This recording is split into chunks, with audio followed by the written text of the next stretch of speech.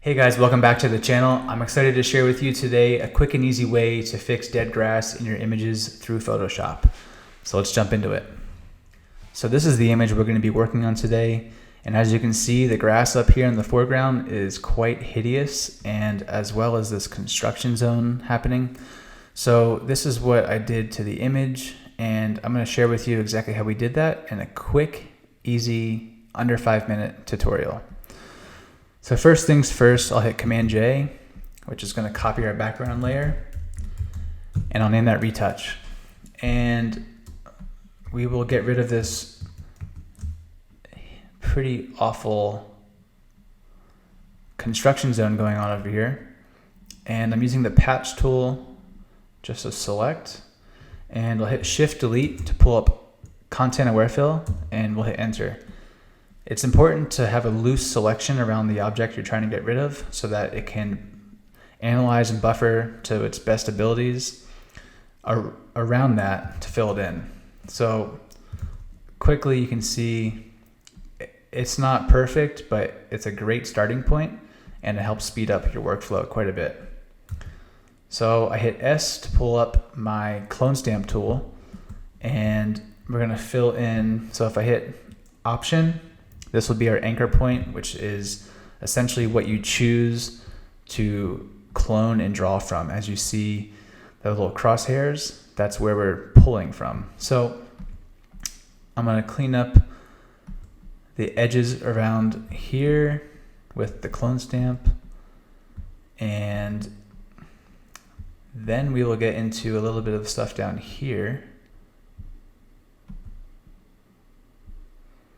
So again, we're still using the clone stamp,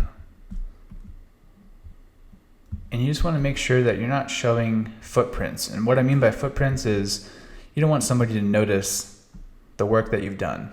So here there's a soft transition into a more grainier or grungier kind of transition. So we're going to try and just ease that transition, and probably pull down some of these trees to fix our horizon level. Again, still using the clone stamp. So that feels like a pretty good point. We're not trying to make this absolutely perfect. This is more about the grass here, but that eyesore is an obvious fix. So now we're going to get into the grass and giving this some life. So I'll hit B to bring up my brush, and then if I hit Option, we have the eyedropper tool, and I will sample a green from the grass over there. And now that we have that in our color palette here, I'm going to hit Shift Command N, which brings up a new layer, and I'll name that grass. And we'll also throw this blend mode onto color, so it is only affecting the attributes of color on this layer. So make sure you are on 100 opacity and flow so that all of the color is coming through, and we'll start painting. And it's quite amazing how quickly you can alter some really ugly dead grass just with a paintbrush. And just like that. And I'll come in closer up here to get some of this stuff.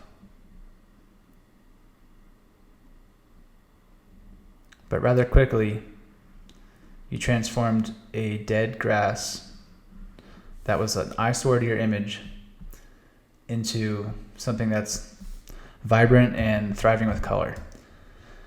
So I still want to do one more adjustment here. I'll hit Shift Command N, and I will name this one Gradient. And what I'm going to do here is, real quickly I'll hit G, pulls up my Gradient tab, and make sure you're on linear. Linear gradient is on the far left, and the opacity, I'll put it at around 60. Again, make sure I hit D here. D is going to convert this back to the default settings, which will be full black and full white. And you can toggle these by hitting X. But make sure you're on black, which is in your foreground, because we just changed it from the grass. So we have black selected. I'll hold down Shift, which enables a straight line being drawn. And as you see, there's a nice mood going on now. It feels more like nighttime. This kind of detracts the viewer's or audience's eye from what we really want them to see. So as you can see, this is what we did. We took out the construction zone, the work being done next door, and we gave the foreground grass quite a bit of life. So I hope you learned something new today, or maybe you found something that you can incorporate into your work somehow. Remember, you are using the color blend mode on a new transparent layer. By doing this, this enables you to have a lot more flexibility, and you can leverage that in many ways by changing the opacity, by adding another layer mask, by masking off certain spots that you don't want to affect. Either way, I think there's some really valuable information in here, and I hope you can incorporate this into some of your new work. Thank you again for joining me, and until the next video, stay tuned.